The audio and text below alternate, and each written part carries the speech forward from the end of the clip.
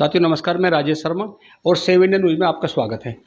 आज चूँकि मध्य प्रदेश, छत्तीसगढ़, राजस्थान इन तीनों राज्यों में विधानसभा चुनाव है और चुनाव को लेकर तमाम पॉलिटिकल पार्टियां अपने अपने पासे फेंक रही हैं। हम बात करते हैं मध्य प्रदेश की। तो मध्य प्रदेश में इस समय ये हालत है कि मध्य प्रदेश में जो शीर्ष नेता हैं वो आपस में उलझे हुए हैं। हम बात कर रहे हैं शिवपुरी की। तो शिवपुरी में चूँकि शिवपुरी में लंबे समय ज्योतिरादित्य की बुआ जसुंधरा राजे वहाँ लगातार विधायक रही और सरकार में मंत्री भी रही, लेकिन इस बार भाजपा आलाकमान ने उन्हें चुनाव लड़ने से इनकार कर दिया, चुनाव लड़ने से रोक दिया। भाजपा का मानना है कि उस सीट से ज्योतिरादित्य को चुनाव लड़ाया जाए, और क्योंकि ज्योतिरादित्य का मतलब ये है कि वहाँ से चुनाव लड़ेंगे तो पूरे शिवपुरी में, जो शिवपुरी जिले में जितनी 5 विधानसभा सीटें हैं उन सब में उनका प्रभाव हो सकता है और सारी सीटें जीत सकती हैं। क्योंकि 2018 के विधानसभा चुनाव में शिवपुरी में 4 विधानसभा सीटें कांग्रेस को मिली थी। अब इस तरह हम मुरैना की बात करते हैं।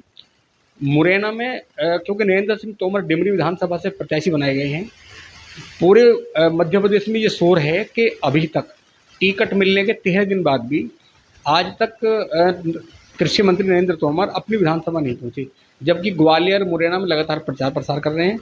ये इसके पीछे की क्या वजह है? चुनाव लड़ने की वजह है या वो ये इस इंतजार में है कि कोई और प्रत्याशी बनाया जाए, चुनाव ना लड़ा जाए। तीसरा, जो प्रहलाद पटेल, फुग्गन सिंह कुलस्ते और खुद शिवराज सिंह चौहान, इन तमाम जो बड़े नेता हैं, अभी तक ये माना जाता था मध्य प्रदेश की राजनीति में कि वहाँ बड़े नेता उमा भारती के बाद शिवराज सिंह चौहान थे। लेकिन इस बार जो 2023 का विधानसभा चुनाव है, इसमें बहुत सारे दावेदार जो भाजपा के शीर्ष नेता हैं, इनके पीछे की मंशा ये भी है कि जो बड़े नेता हैं जो चुनाव जीतेंगे, हो सकता है कि इस बार शिवराज सिंह चौहान को बदला जाए।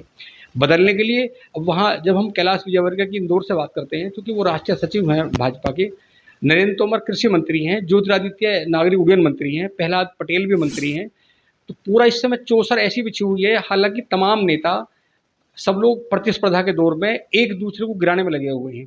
जहाँ तक शिवराज सिंह चौहान के बारे में बताया जा रहा है, जब मध्य प्रदेश पॉलिटिकल लोगों से बात करते हैं तो शिवराज सिंह चौहान इस बार सबसे ज़्यादा इनसिक्योर हैं। उन्हें लगता है कि इस बार जो विधानसभा के रिजल्ट आएंगे, अगर भाजपा के पास सीट ज़्यादा आती है, उसके बाद भी हो सकता है कि शिवराज की जगह दूसरे और ज्योतिरादित्य, नरेंद्र तोमर, कैलाश विजयवर्गीय, प्रहलाद पटेल, इनमें कोई मुख्यमंत्री का दावेदार ना हो जाए।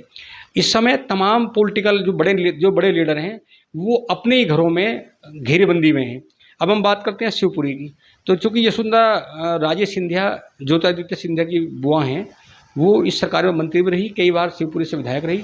इस बार भाजपा ने रोक दिया, हालांकि वो गुस्से में हैं और वहाँ से भाजपा इस बार ज्योतिरादित्य को चुनाव लड़ाएगी। ये माना जा रहा है कि यशोधरा राजे इस बार कांग्रेस से चुनाव लड़ सकती हैं, और अगर चुनाव लड़ती हैं तो दोनों बुआ भतीजे का आमने सामने बड़ी जंग होगी।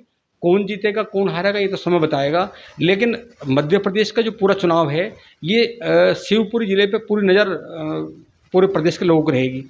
जहाँ तक शिवराज सिंह का मामला है तो बताया गया कि शिवराज सिंह इस समय इनसिक्योर हैं, और वो जितनी भी साम दाम दड़भेद जो जानते हैं, क्योंकि 20 साल मध्य प्रदेश के मुख्यमंत्री रहे, वो हर जिले से, हर ब्लॉक से, हर गांव से वाकिफ़ हैं।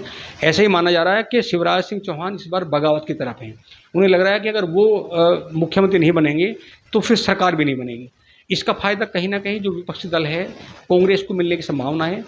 क्या होगा ये तो विधानसभा चुनाव के बाद पता चलेगा, लेकिन ये तय है कि जो भाजपा के बड़े नेता हैं वो आपस में उन नेताओं से टकराए हुए हैं जिन नेताओं की लगातार तैयारी 5 साल से थी, जो मौजूदा विधायक भी थे और ये तैयारी करते थे, उनके टिकट काट दिए गए। उन तमाम विधानसभा सीटों पे बड़ा संघर्ष है, और सब बड़े नेताओं का संघर्ष अपनी पार्टी के अपने लोगों से है। तो आप लगातार देखते रहिए सेव इंडिया न्यूज़। नमस्कार, राजेश।